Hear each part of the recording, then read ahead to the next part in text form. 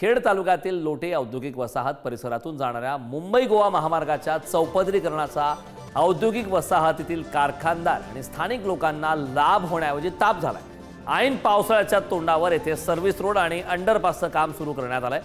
औद्योगिक वसाहत परिसरात मोठ्या प्रमाणात अवजड वाहने ये-जा करत असतात। त्या वाहतुकीत राष्ट्रीय बांधकाम विभागाच्या अधिकाऱ्यांच्या या कामामुळे आता अडथळा आहे। लोटे औद्योगिक वसाहतीत चौपदरीकरणाचा आता मोठ्या प्रमाणात अडसर होतोय। खेडमधली आपण हे दृश्य पाहतो। आपण उभे आहोत मुंबई गोवा राष्ट्रीय महामार्गावर आणि केंद्रीय जे रस्ते परिवहन मंत्री आहेत नितीन गडकरी यांनी काल घोषणा केलेली आहे की जून अखेरीपर्यंत मुंबई गोवा राष्ट्रीय महामार्गाचं काम हे पूर्ण केलं जाईल। परंतु वस्तुस्थिती काय आहे ते आपण आज ग्राउंडवर येऊन पाहणार आहोत। लोटे औद्योगिक वसाहत आहे रत्नागिरी जिल्ह्यातील आणि पाठीमागे जर बघितलं तर या ठिकाणी अद्याप रस्त्याचं काम पूर्णपणे अपूर्ण आहे। या ठिकाणी रस्ता खोदून ठेवलेला आहे असं सांगितलं जातंय राष्ट्रीय महामार्ग बांधकाम विभागाकडून की हा रस्ता या ठिकाणी आणखी उंच केला जाणार आहे।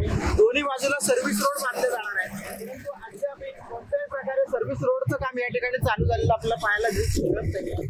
दुसऱ्या बाजूला जर परिस्थिती बघितली तर वाहतूक ही मुंबई गोवा राष्ट्रीय महामार्गावरची एकाच 2 पदरी लेनवरून दोन्ही बाजूची वाहतूक ही या ठिकाणी सुरू असलेली आपल्याला पाहायला मिळते। मुंबई गोवा राष्ट्रीय महामार्ग अद्याप ही काम संथ गतीनं सुरू आहे आणि अशा परिस्थितीमध्ये केंद्रीय मंत्री नितीन गडकरी जर असं सांगत असतील की मुंबई गोवा राष्ट्रीय महामार्गाचं काम हे येत्या जून अखेरीमध्ये पूर्ण होईल तर ते वास्तववादी आपण त्यांचं वक्तव्य मानायचं का? पुढार न्यूजसाठी अनुज जोशी।